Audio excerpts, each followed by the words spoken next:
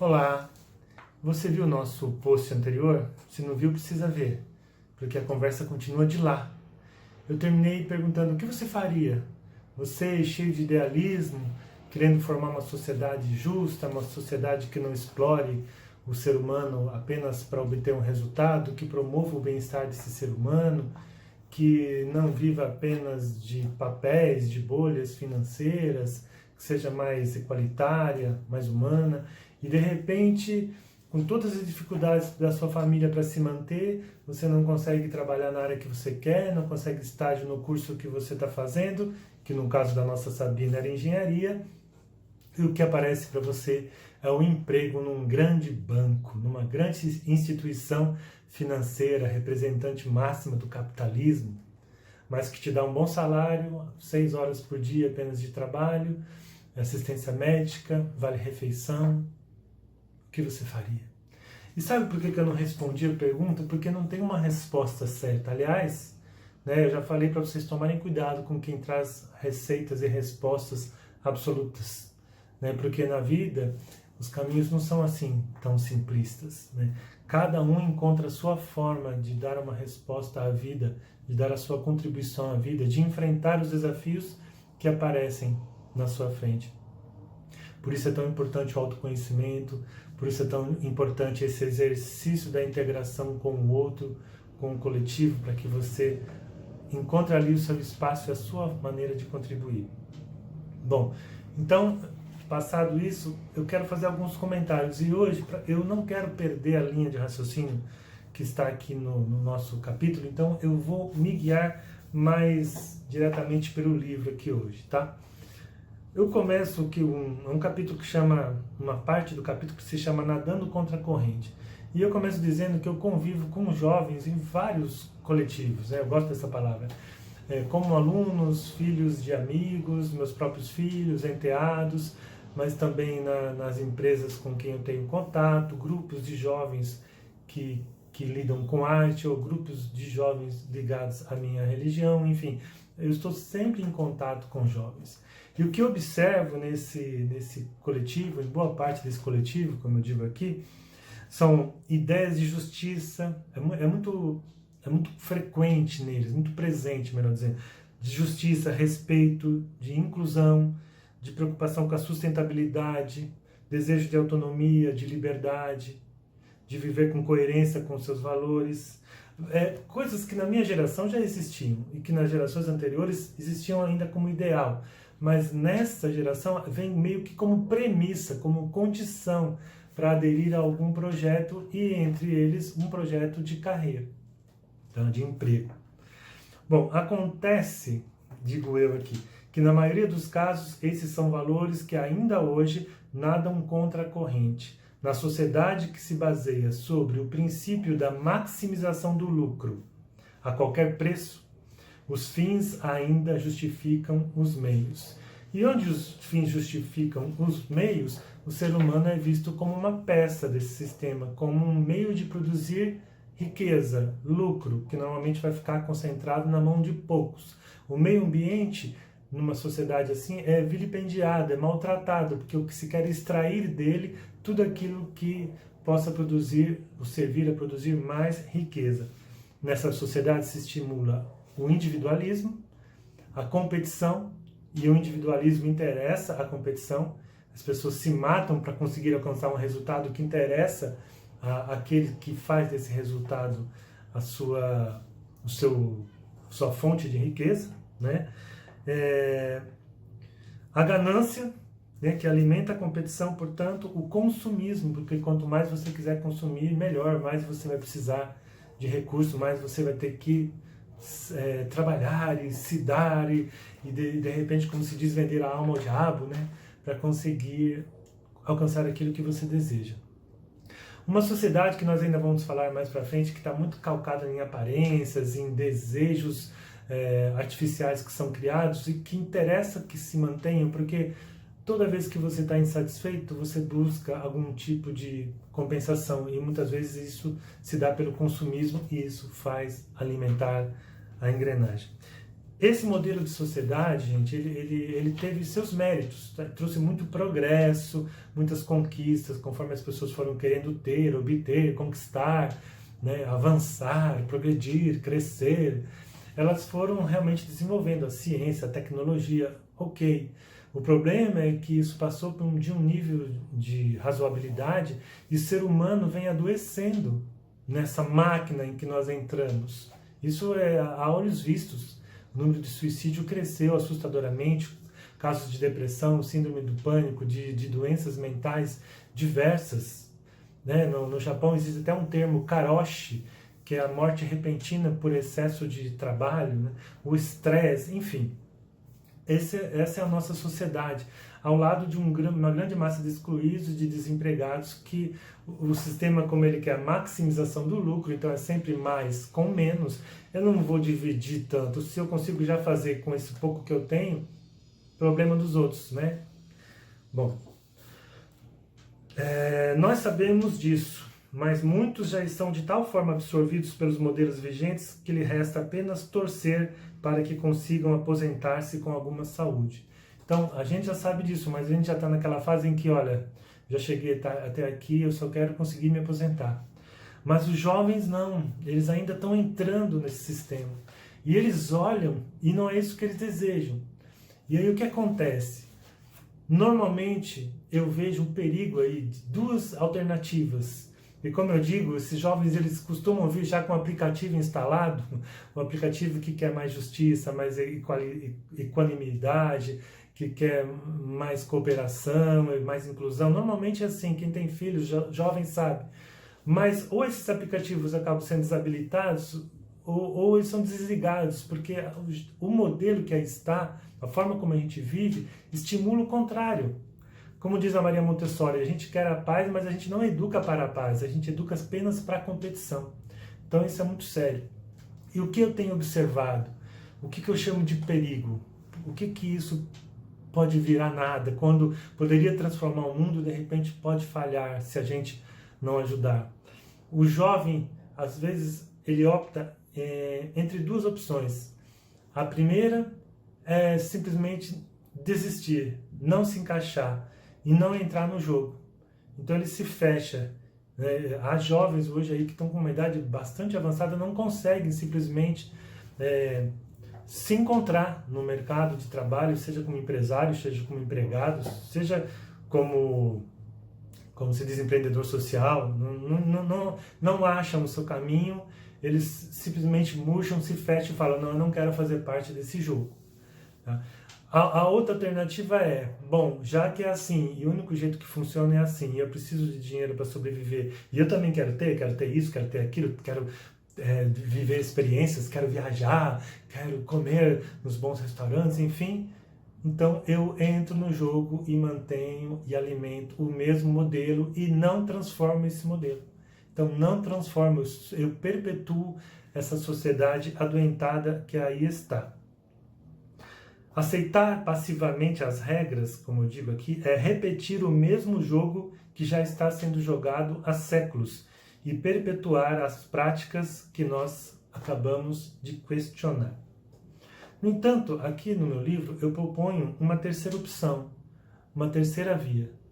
Mas sobre isso nós vamos falar no próximo vídeo, tá? Então quero que você pense sobre isso. O assunto é sério.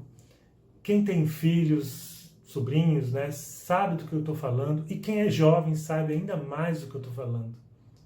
É um momento em que a gente está... E eu acredito que nós chegamos, como diz o professor Luciano Alves Meira, que eu muito admiro, numa encruzilhada evolutiva.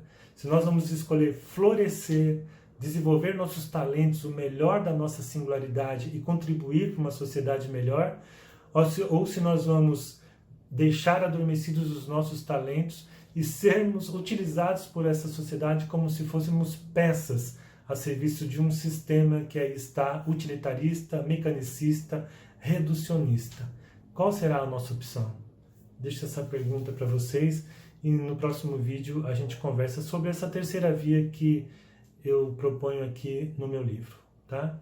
Um grande abraço e até o próximo. Nesse dilema enfrentado pela nossa Sabrina, entre entrar ou não entrar nesse jogo, nessa sociedade, no mercado, do jeito que aí está, uma vez que contraria seus valores, aquilo tudo que ela pensou, idealizou, a gente falou em duas opções.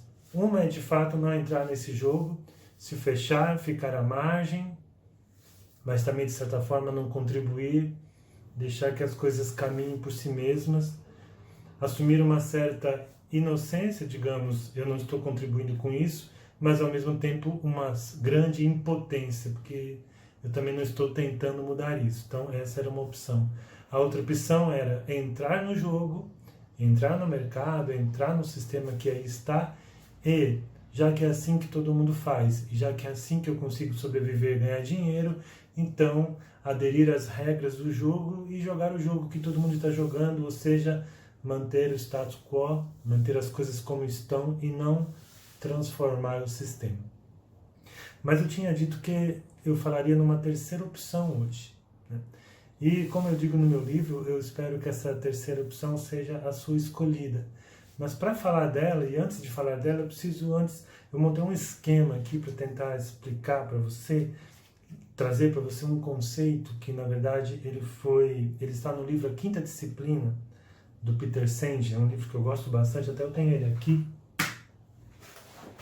este livro aqui, A Quinta Disciplina, já deve ter hoje uma capa mais nova.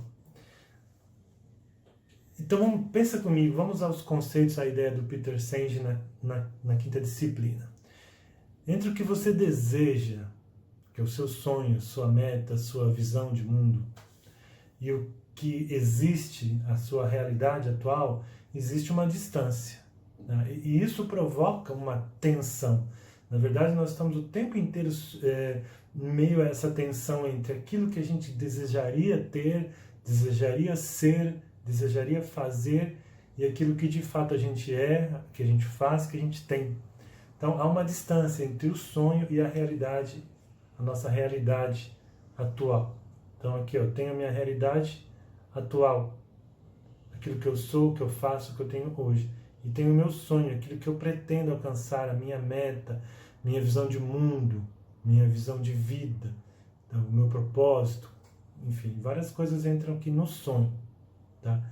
Às vezes é muito mais fácil definir o sonho do que assumir a realidade que se tem, porque assumir a sua realidade, que na verdade é o ponto de partida de qualquer transformação, se você não consegue ver a realidade como ela é, a sua realidade, você não consegue transformá-la. Mas isso exige muito autoconhecimento, tudo que a gente falou até agora.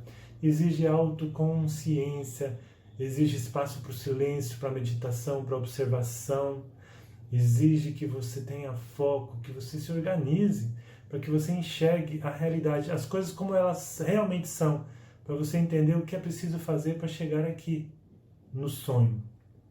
Bom, tá vendo o elástico aqui? Ele representa essa tensão entre o que é e o que você deseja que seja. E geralmente essa tensão se transforma numa tensão emocional. E justamente porque a gente costuma ser muito imediatista, a gente tem dificuldade de lidar com a tensão, a gente acaba, às vezes, optando por desistir. A gente é o que eles chamam de erosão das metas pessoais. Eu desisto das minhas metas pessoais para assim aliviar a tensão. Então, o meu sonho era esse aqui, ó, distante, mais difícil, desafiador. Eu diminuo o tamanho do meu sonho, eu desisto de muitas das metas para aliviar a tensão aqui. Então, eu não tenho que conviver com aquela tensão, mas eu diminuí o meu sonho. Eu erodi o meu sonho, eu desisti de um grande sonho. Se era ter uma sociedade mais justa, mais equalitária, incluir mais as pessoas, oferecer oportunidades para as pessoas, eu desisti. Eu vou fazer o jogo que todo mundo faz, porque isso está me deixando muito tenso.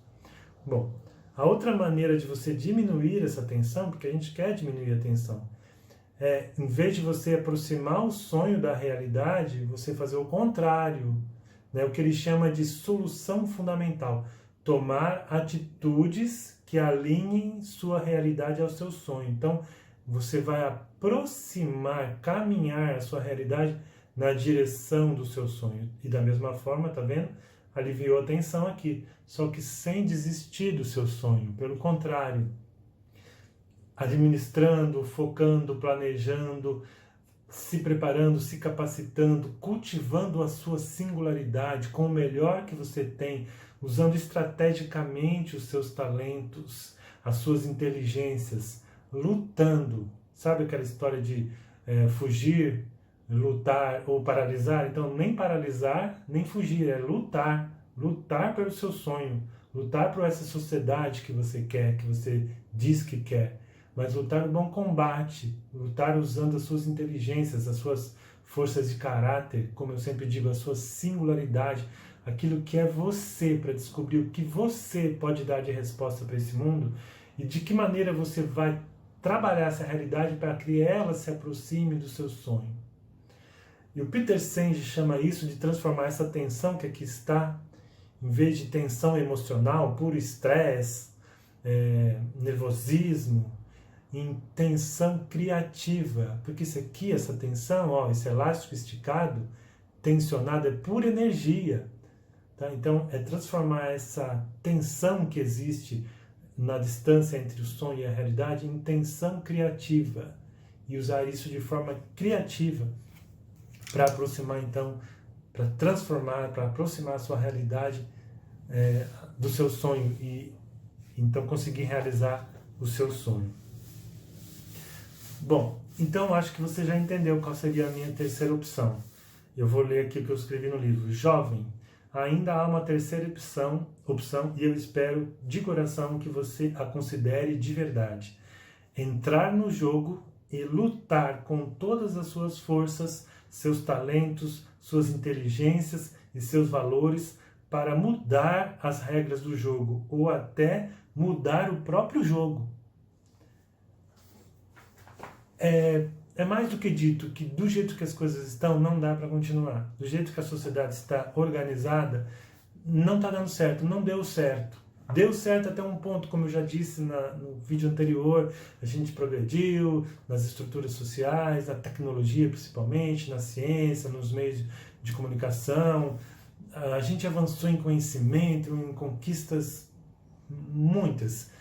Mas agora a gente precisa ou mudar o jogo, ou mudar as regras do jogo, ou adequar as regras do jogo, para que esse mundo possa ser realmente um mundo onde haja oportunidade para todos e onde o mais importante aconteça, que todas as instituições, tudo que a gente faz, a nossa sociedade, governo, organizações não governamentais, escolas, famílias, sejam promotoras do desenvolvimento integral dos potenciais humanos, para que o melhor do ser humano venha à tona e para que a gente juntos construa esse mundo que a gente diz que a gente deseja. Eu digo mais, e eu acho que eu já disse isso, eu acabei adiantando num vídeo no começo dessa série. Se você disser para mim que você não quer se misturar, vamos dizer assim, não quer entrar nesse esquema, eu vou dizer, olha, se você que pensa assim, que tem esses valores diferenciados, que tem essa visão de mundo, de sociedade, esse sonho tão bonito de uma sociedade tão linda, não for agente de transformação, quem será? Quem já está lá e que está se alimentando desse sistema, ou que está tão inconsciente desse sistema que também não tem força de transformação nenhuma? Então, eu digo, se não você, quem? E eu faço essa pergunta para mim também. Bom, se não eu, quem? Se não hoje, quando? Então, a gente precisa adotar esse chamado ao protagonismo.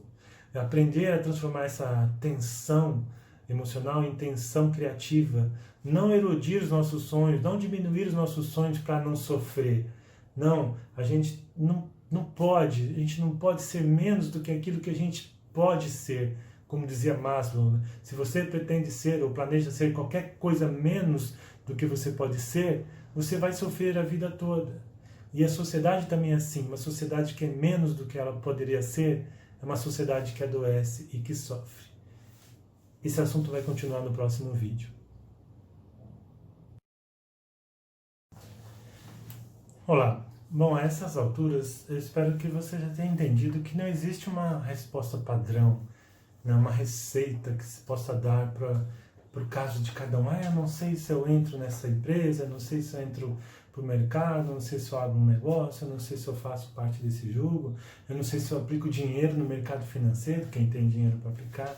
Enfim, são desafios, são reflexões que nós temos de fazer, são caminhos que nós temos que definir, considerando aí nossa visão de mundo, o nosso perfil, né, como cada um de nós é, os nossos valores. Então são caminhos que a gente vai encontrando e cada um encontra o seu. Então por isso que eu sou sempre contrário a dar uma receita de bolo.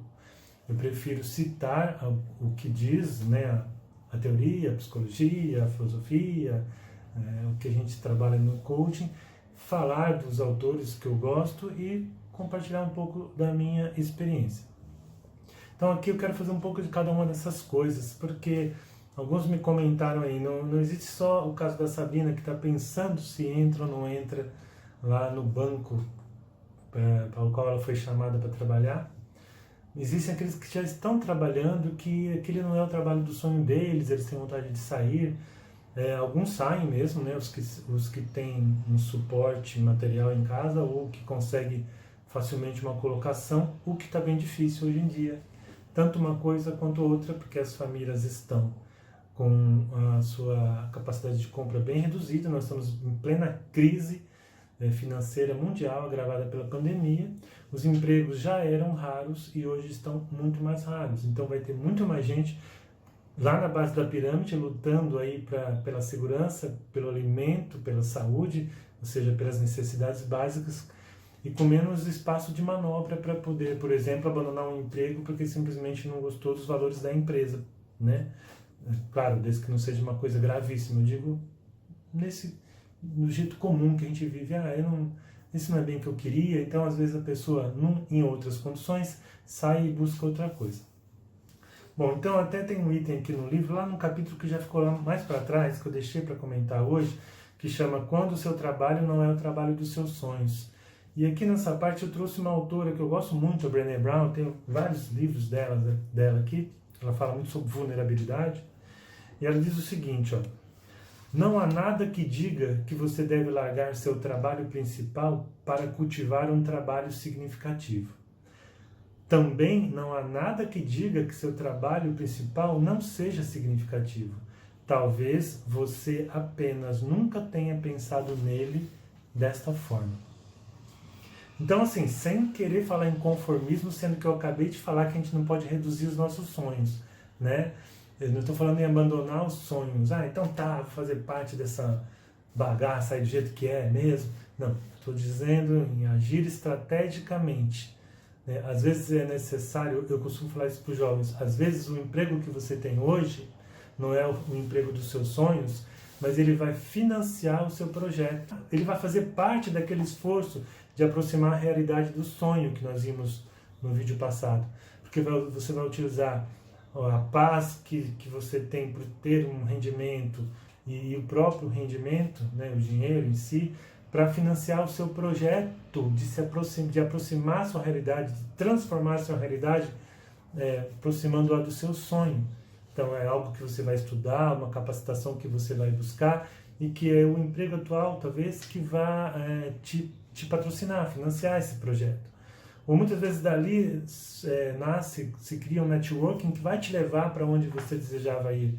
Alguém que vai te conhecer ali, que vai te indicar, que vai te chamar para uma entrevista. O que não dá para você enfiar a cabeça no buraco e se esconder num quarto, né? Ficar ali isolado, isso não vai fazer nada mudar. E como ela diz aqui, às vezes você não aprendeu a ver o sentido naquele seu emprego. E isso me faz lembrar do Viktor Frankl, que ele dizia que quando ele fala, né, que o homem tem grande necessidade de sentido, o homem tem fome, sede de sentido, ele tem que encontrar sentido nas coisas.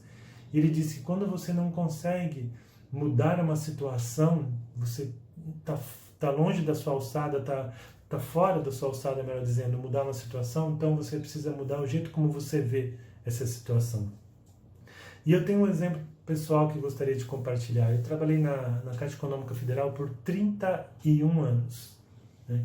E mais 5, 6 anos fora. Bom, 31 anos e até mais ou menos quando eu tinha 15 anos de banco eu relutei. Eu não queria ter entrado, meu pai que ficou insistindo para eu fazer o concurso. Eu cheguei a bater minha carta de demissão 3 vezes. Uma vez eu ia ter uma fábrica de chocolate com um amigo, a outra vez eu ia me dedicar só ao estudo da fotografia, eu ia abrir um estúdio, enfim, cheguei a abrir. A outra vez eu queria ter uma transportadora.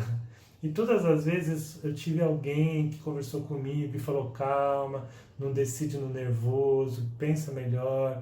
Da última vez, inclusive, a pessoa falou: olha, você já tem 3 filhos, você sabe quanto custa um plano de saúde para 3 filhos? E toda uma conversa que fez eu pensar: bom, então talvez não seja a hora ainda. Eu comprei uma Kombi, porque eu queria, tem até uma Kombi aqui, né? Eu comprei uma Kombi porque eu queria começar uma transportadora. Olha, eu fiz cada coisa, gente, que até Deus duvida, mas acabei ficando. E uma vez, quando eu já tinha lá 15 anos de Caixa Federal, ia ter um treinamento na unidade que eu trabalhava e minha chefe vinha de outra cidade e eu falei para ela assim, era uma palestra, falei para ela: é isso que eu queria fazer, eu queria ser instrutor, eu queria dar palestra aqui no banco. Ela falou assim: por que você não dá? Eu falei: por que eu não dou? Ela falou: olha, se você quer começar agora, a gente tem uma reunião a cada tantas semanas, meses, com os supervisores de toda a região aqui, que no caso era Ribeirão Preto. Se você quiser, você prepara um tema, eu era supervisor também, né? Você prepara um tema e você faz uma pequena palestra na abertura de cada encontro. Eu falei: poxa, ótimo, eu não ia ganhar nada mais com isso, percebam. Mas ali eu estava caminhando para o meu propósito. E eu comecei, fiz 1, fiz 2, fiz 3, aí uma outra coordenadora de uma outra cidade do estado ficou sabendo: eu sei que você tem um rapaz aí que faz palestra, empresta ele para mim, eu vou ter aqui um evento. Eu fui, com isso fiz amizade com o pessoal também da capital, de São Paulo, e isso acabou me levando por vários caminhos para São Paulo. Eu fui trabalhar numa outra área, graças a esse network que nasceu ali, e dali nasceu a base maior, mais firme, mais concreta do trabalho que eu faço hoje, que é o trabalho da minha vida, que é treinamento, que é educação, palestra, workshops, coaching, que é o que eu sempre gostei de fazer. Eu fazia isso em outras áreas desde jovem, no campo da filosofia, da religião, da espiritualidade. Eu fazia isso em empresas paralelamente ao banco, empresas de lingerie, empresas de calçados na cidade de Franca. Mas na Caixa eu não fazia. Quando eu comecei a fazer isso na Caixa e comecei a encarar isso de uma outra forma, eu comecei a ver o meu emprego na Caixa de outra forma e eu descobri que eu podia ajudar pessoas ali já. E, bom, isso abriu um leque para mim, mudou o jeito de eu ver, a ponto de eu ser convidado a ser gerente, que foi quando eu pude mais exercitar mesmo a gestão de pessoas, que é algo realmente apaixonante e que tem a ver com o meu propósito, tá? E antes de terminar, eu quero trazer aqui a contribuição de um autor que eu gosto muito, chama-se Richard Barrett, no livro Liberando a Alma da Empresa. Ele fala em emprego, carreira e missão. Emprego é essa coisa que você tem, trabalho para ganhar o seu sustento. É por onde normalmente o jovem começa. Normalmente não tem grande margem de escolha, é aquilo que ele tem, ele está ali pelo salário. Mas depois tem a carreira, é onde ele vai investir seu tempo, sua capacitação, ele vai buscar atingir níveis de bem-estar, de conforto, de formar seu patrimônio. Então é algo mais de médio e longo prazo, onde ele vai dedicar sua energia por um tempo mais ou menos longo. E existe a missão, que é ligada ao propósito, aquilo que ele deseja deixar de legado, que ele deseja deixar como marca nessa vida. Às vezes a gente só tem um emprego, às vezes a gente já está no nível de carreira, às vezes a gente já conseguiu alcançar o que a gente considera a nossa missão. Às vezes lá no emprego eu consigo realizar uma parte do meu propósito, na carreira também. A missão, ela subsiste, ela é para sempre. Ela é o que tem que estar conosco, é o nosso propósito, ela tem que nos motivar. É ela que a gente tem que ter em mente para poder pensar estrategicamente e aproximar a nossa realidade do nosso sonho. Até o próximo vídeo.